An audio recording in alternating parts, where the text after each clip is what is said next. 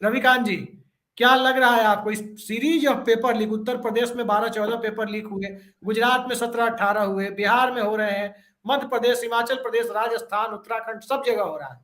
इस paper leak से जो एक पूरी की पूरी पीढ़ी बर्बादी की तरफ जा रही है, क्या सॉल्यूशन है इसका? और क्या आपको इसमें नहीं लगता कि कोई पॉलिटिकल नेक्सस भी है जिसका फायदा उठाकर छात्रों के भविष्य के साथ, नौजवानों के भविष्य के साथ खिलवाड़ किया जाता है? देखिए अभिषेक जी, सॉल्यूशन तो वो है कि जब सोच में ही बदलाव आए जी। और ऐसा निजाम हमारे सामने हो जिसको चिंता हो हमारे नौजवानों की, और अगर वो केवल उनको रूपकों में तब्दील करेगा, मसलन अभी जो कहा जा रहा है कि ये अमृत पीढ़ी है, तो इस तरह के अभिजात्यवादी शब्दों को गढ़ करके अमृत लोगों पीढ़ी को का अब अमृत कौन पी शब्दों का रहा है? जुमला थमाया जा रहा है। इसका पहले विष भी कौन? जुमला चला था 15 लाख का। तो ये जो सरकार है, जो पार्टी है, वो इस बात को जान गई है कि इस देश का जो अवाम है वो जुमलों को कितना पसंद करता है। अब वो बात अलग है कि अभी भी पसंद करता है या नहीं करता है, इस पर सवाल है आज। लेकिन इस तरह के शब्दों को गढ़ करके बड़ा गुदगुदी देने वाले, बड़े अभिजात्य किस्म के, बड़े औदात्य किस्म के जो लोगों को भले लगे, तो नौजवान क्या उससे खुश हो जाएगा? उस अमृत पीढ़ी जैसे शब्द को क्या करेगा? वो चाटेगा क्या? उसको रोजगार चाहिए, और जी। इसलिए चाहिए क्योंकि उसने अपने परिवार के लोगों के साथ जो इन्वेस्ट किया है और जो भविष्य का सपना देखा है इस देश के विकास के लिए और अपने विकास के लिए भी, तो वो पीढ़ी रोजगार चाहती है, वो आपके जुमला नहीं चाहती है। आपके जी। शब्दों के औदात्य को वो क्या करेगी? और हो क्या रहा है? 2 करोड़ हर साल रोजगार देने का वादा करके आप आए थे, और इसमें भी कोई दो राय नहीं है कि नौजवानों ने मोदी जी को कंधे पर बिठाया था, भाजपा को कंधे पर बिठाया था और उनको लेकर के आए थे। अब वो सरकार क्या कर रही है? और उसमें इस समय उत्तर प्रदेश में तो मुझे लगता है कि 1 दर्जन के करीब पेपर लीक हो चुके हैं अब तक। जी। तो ये जो पूरी, वो कहीं कहीं तो लीकेज सरकार हो जाती है। तो ये न तो अमृत लीक है, न कोई और लीक है, ये केवल भविष्य लीक वाला खेल चल रहा है, जिसमें नौजवानों के भविष्य को आप अंधकारमय कर दें। और ये अनजाने में नहीं हो रहा है अभिषेक जी, ये पूरी स्ट्रेटजी है, ये पूरी योजना है। इस नौजवान पीढ़ी को जब तक आप पैदल नहीं करेंगे, तब तक वो रैली में 500 रुपए के लिए नहीं आएगा, वो झंडा बैनर नहीं उठाएगा, 1000 रुपए में वोट नहीं डालेगा। तो मानसिक रूप से आप अपंग बना करके, उसको कमजोर बना करके, उसके सोचने की, सवाल करने की सारी सलाहियत खत्म करके, उसे केवल एक दैनिक भोगी मजदूर में तब्दील कर दें कि वो आपकी रैली में आए और आपको वोट डाले। वो इस तरह की पीढ़ी का जी, निर्माण किया जा रहा है। माफी चाहूंगा थोड़ा। संदीप जी, आप ऑटो रोटेट कर लीजिए अपने कैमरे को। जी बोलिए रविकांत जी। तो ये पूरा साजिश लगती है। और इधर पीएसयू मोदी जी लगातार बेच रहे हैं। कितनी वैकेंसीज अभी बाकी हैं, और होता क्या है कि एक बार कोई वैकेंसी निकलती है और लाखों की संख्या में लोग फॉर्म भरते हैं, लेकिन निकलता क्या है? एक बार पेपर लीक होता है, 2 बार पेपर लीक होता है, 3 बार पेपर लीक हो, मतलब मजाक चल रहा है क्या? और उसमें तमाम सरकारें अगर शामिल हैं, तो फिर वो बू आती है, जिसको नव उदारवाद के चलते जो चीजें हो रही हैं कि सारे उसमें शामिल हैं। तो जो पूरा षड्यंत्र है, जो गठजोड़ है, उस गठजोड़ को जब तक ब्रेक नहीं किया जाएगा, क्योंकि वही लोग हैं जो इस पार्टी को चंदा देते हैं, वही लोग हैं जो उस पार्टी को चंदा देते हैं, और ये जो नेक्सस बना हुआ है, ये नेक्सस जब तक नहीं टूटेगा, तब तक ये जो लीकेज की समस्या है वो दूर होने वाली नहीं है। और जो लोग नौजवानों के भविष्य के साथ खिलवाड़ कर रहे हैं और उनको केवल और केवल दैनिक भोगी बना देना चाहते हैं, वो समझ में आएगा जब चुनाव आएगा, क्योंकि अब जी इंतहा हो चुकी है। तो उन छात्रों की जो इंतहा ली जा रही है वो सरकार के भी, जब उनका इम्तिहान होगा तो वो उसका प्रदर्शन करेंगे ही। रविकांत जी, 2017 का यूपी चुनाव चल रहा था और उस वक्त जो प्रधानमंत्री थे संयोगवश वो अभी प्रधानमंत्री हैं। उत्तर प्रदेश की एक चुनावी सभा में उत्तर प्रदेश लोक सेवा आयोग में एक लड़की सुहासिनी वाजपेयी नाम था उसका, वो कॉपी उसकी गलती से बदल गई थी या जानबूझकर बदली गई थी, जो भी कारण रहा हो, उस मुद्दे को खूब उछाला गया था। खुद प्रधानमंत्री ने जिक्र किया था और बाद में जब उसकी कॉपी दोबारा रीचेक की गई, शायद सेकंड थर्ड टॉपर कुछ ऐसे उसका रिजल्ट था। उस वक्त लोगों में एक उम्मीद बढ़ी थी, एक आस जगी थी कि ट्रांसपेरेंसी आएगी।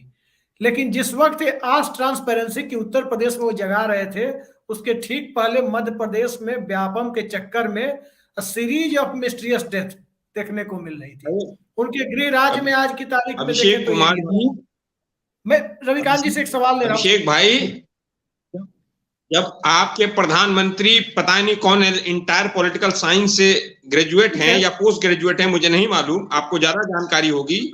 नहीं, उस पर हम संदीप जी से पूछेंगे अभी कि वहाँ फैकल्टी है कि नहीं पॉलिटिकल साइंस का, अभी हम पूछेंगे संदीप जी से। रविकांत जी पहले ये बताइए, आप प्रधानमंत्री, आपके देश के प्रधानमंत्री पोस्ट ग्रेजुएट हैं इंटायर पॉलिटिकल साइंस में या ग्रेजुएट है इंटायर पॉलिटिकल साइंस में, तो सुनील मौर्य जी अगर सही में पीएचडी कर लेंगे, अच्छी पीएचडी कर लेंगे, अच्छे विषय में कर लेंगे, तो ये ज्यादा जानकार हो जाएंगे। इन लोगों को रोकना है। मुझे खुद भी इंटायर पॉलिटिकल साइंस में ढूंढ रहा हूँ कहाँ एडमिशन होता है, अगर हो रहा होगा तो मैं ले लूंगा। रविकांत जी ये बताइए कि उस वक्त प्रधानमंत्री की भाषा से जो उम्मीद राष्ट्रीय स्तर पर, समय का अभाव है, थोड़ा समय का थोड़ा अभाव है।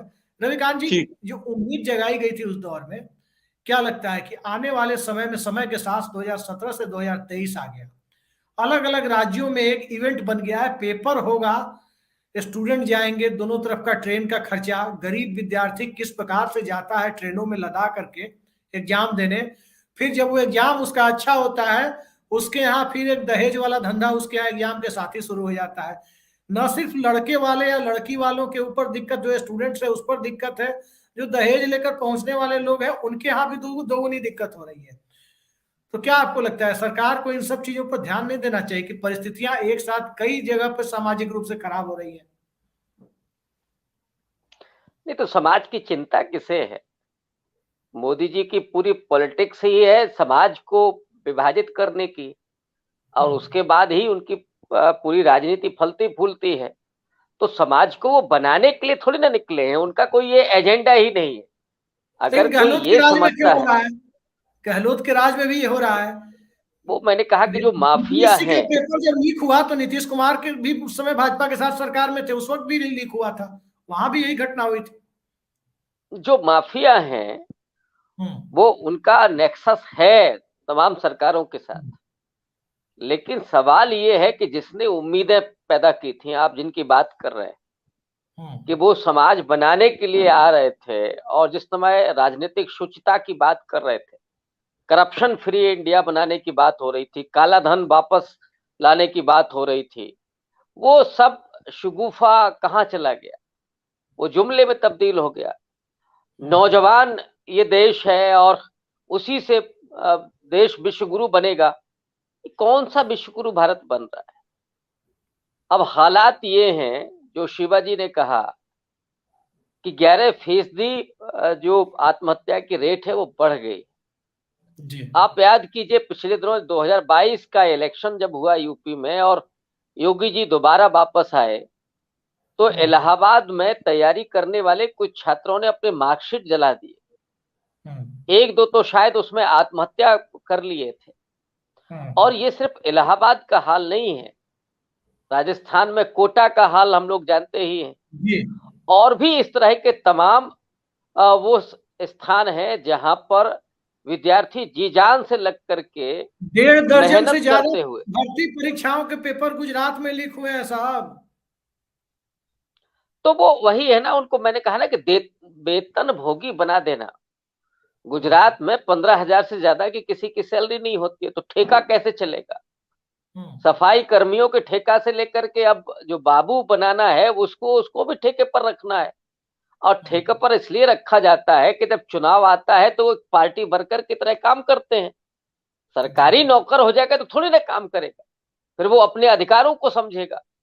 तो ये सरकार लोगों को पैदल करके और खुद 8 करोड़ की गाड़ी में घूमना चाहती, ये सीधा उनका एजेंडा है। अब इसको कोई ना समझे तो फिर मैं क्या कहूं, या हम लोग क्या उस बात को कहेंगे। जी अब कहीं ध्रुवीकरण के जरिए चीजें हो रही हैं, कहीं और दूसरे नफरत पैदा करके चीजें हो रही हैं, लेकिन जो असली मुद्दे हैं, अब महंगाई का हाल आप देख लीजिए, वो तो नौजवानों का सवाल है, उनके पूरे जीवन का सवाल है। यहां तो दिन नहीं कट रहा है। आप सप्ताह भर के लिए जब आप सामान खरीदने जाते हैं तो आपके पॉकेट में कितना पैसा बचता है। पेट्रोल भरवाने जाते हैं और ये तब है जब क्रूड ऑयल की कीमत बेहद घट गई है। कोई सवाल पूछने वाला नहीं है कि साहब 30-32 रुपए प्रति डॉलर इस समय अगर रेट है क्रूड ऑयल का, तो ये 100 रुपए में क्यों पेट्रोल मिल रहा है, ये कोई नहीं पूछेगा, क्योंकि वो रात दिन जो चल रहा है। कल ही मैं देख रहा था एक बहुत बड़े चैनल, मैंने कथित रूप से बहुत बड़ा चैनल, वो कहीं 100 मीटर या कितना मीटर ऊपर जाकर के बजट पर चर्चा कर रहा था। मैंने पहले तो गोदी में पसरे हुए थे, अब हवा में झूल रहे। क्रेन से बजट पर चर्चा हो रही है। बुलडोजर डेमोक्रेसी आ गई है, दरअसल बुलडोजर जर्नलिज्म भी आ गया है। वही वही मैं कह रहा हूँ। तो ये हो क्रेन क्या से रहा है इस चढ़कर देश में? नहीं, क्रेन से चढ़कर कोई ड्रोन कैमरा लगाकर निगरानी होती कि पेपर कौन लीक कर रहा है, तो ज्यादा हम लोग भी अप्रिशिएट करते हैं। डेफिनेटली। ये तो नहीं हो तो रहा है ना। नौजवानों की चिंता नहीं है, उनको तो दे दिया गया है, वो तो उसी में अपना समझ रहे हैं कि नहीं ये सवाल नहीं करेंगे। लेकिन ये चीजें बदलेंगी थोड़ा सा, इतना भी नहीं है। वो एक लिमिट जब क्रॉस होती है तो चीजें बदलने लगती हैं, और उसकी चिंता मोदी जी को भी होगी। तो हो सकता है कि कुछ पेपर पर लीक इधर कम हो जाए, लोगों को नौकरी मिल जाए। लेकिन हम लोग जानते हैं उनकी कि हर वादा तो उनका जुमला है, क्या भरोसा किया जाए। अब शेख जी जो मिल गया है और जो नहीं मिला है उसकी क्या चिंता करना है।